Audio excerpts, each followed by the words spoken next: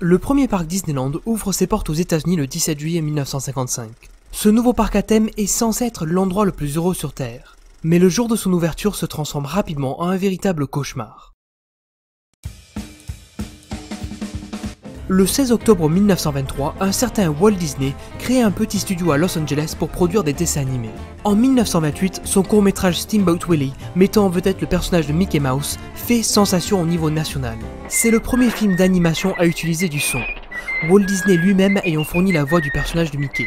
A partir de là, Disney produit de plus en plus de dessins animés en insistant sur l'amélioration constante de la qualité artistique et technique de ses films.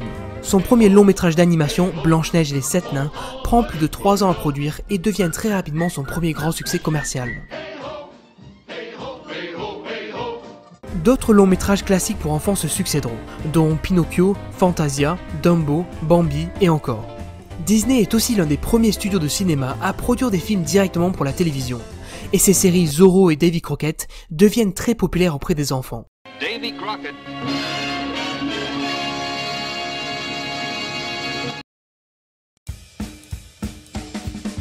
Au début des années 50, Walt Disney souhaite concevoir un immense parc d'attractions près de Los Angeles, ayant une valeur éducative et divertissante pour les adultes et leurs enfants, Disneyland. Son rêve lui coûtant plus de 17 millions de dollars, les banquiers de Walt et même son frère, le directeur financier de son studio de cinéma, pensent que cet ambitieux projet mènera à la ruine et décident de ne pas le soutenir.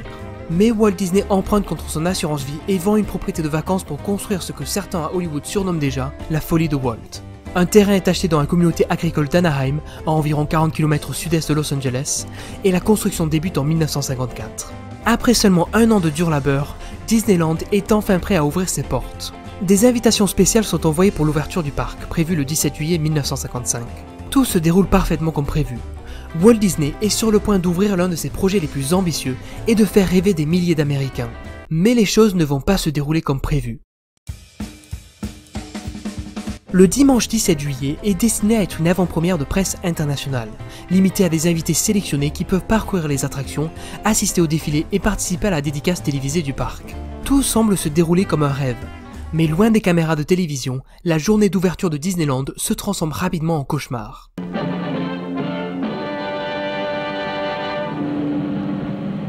Open the Fantasyland Castle in the name of the children of the world.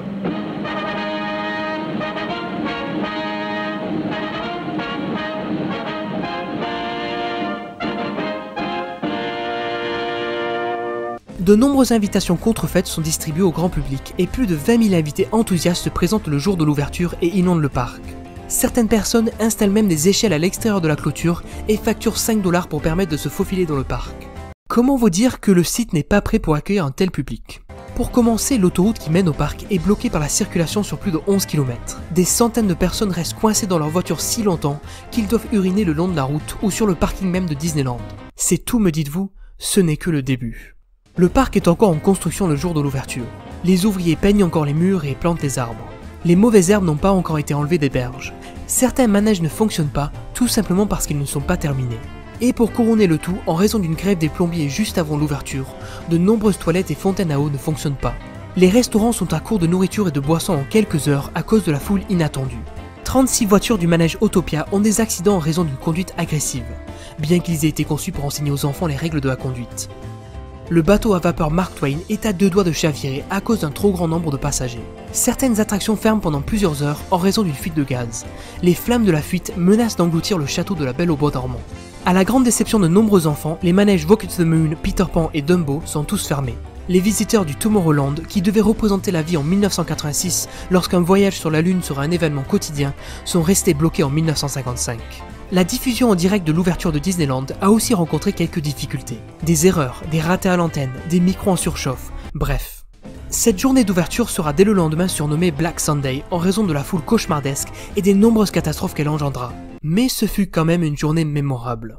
L'ouverture officielle au public a eu lieu le lendemain. Et en à peine quelques semaines, Disney rapporta que plus d'1 million de personnes avaient visité le site. Disneyland s'est rapidement rétabli de ce désastre et ses attractions ont attiré d'innombrables enfants et leurs parents. Des événements spéciaux et la construction continue de nouvelles attractions à la pointe de la technologie les ont encouragés à revenir. En 1965, des travaux commencent sur un nouveau parc à thème et un complexe Disney encore plus grand près d'Orlando en Floride, le Walt Disney World. Mais Walt Disney décède le 15 décembre 1966 et ne verra jamais l'aboutissement de ce nouveau parc qui sera inauguré en son honneur le 1er octobre 1971. En 1983, Disneyland Tokyo ouvre ses portes au Japon. En 1992, Disneyland Paris ou Euro Disney ouvre ses portes face à une réaction mitigée à Marne-la-Vallée. Et Disneyland à Hong Kong ouvre ses portes en septembre 2005.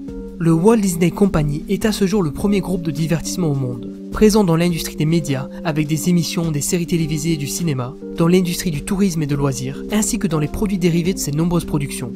Achetant toutes les grandes productions les unes après les autres, difficile aujourd'hui de passer à côté de ce géant du divertissement et du marketing. À votre avis, que ressentirait Walt Disney s'il pouvait revenir parmi nous le temps d'une journée pour se promener et rêver au Walt Disney World Resort? Welcome. Disneyland is your land. Voilà la fin de cette vidéo. Je suis tombé un peu au hasard sur cette histoire, je l'ai trouvée plutôt amusante et j'avais envie de la partager avec vous. Pour ceux qui se posent la question, le plus vieux parc d'attractions du monde toujours en activité est le parc de Bakken situé au Danemark. Officiellement connu depuis 1583, aujourd'hui on n'y trouve ni grande marque affichée ni enseigne en néon, car elles sont interdites en raison de la valeur historique et unique du lieu. Au lieu de ça, on est accueilli par des structures en bois colorées, de petits commerçants indépendants, des stands originaux, une entrée gratuite et des montagnes russes en bois âgées de plus de 80 ans. Tiens, j'irai bien y faire un tour. Bref, si ça vous dit, abonnez-vous, laissez un pouce bleu, un pouce rouge, un petit commentaire, et en attendant, on se dit à très bientôt pour de nouvelles histoires. Let's go into Fantasyland and have some fun. Let's go. Goodbye, folks.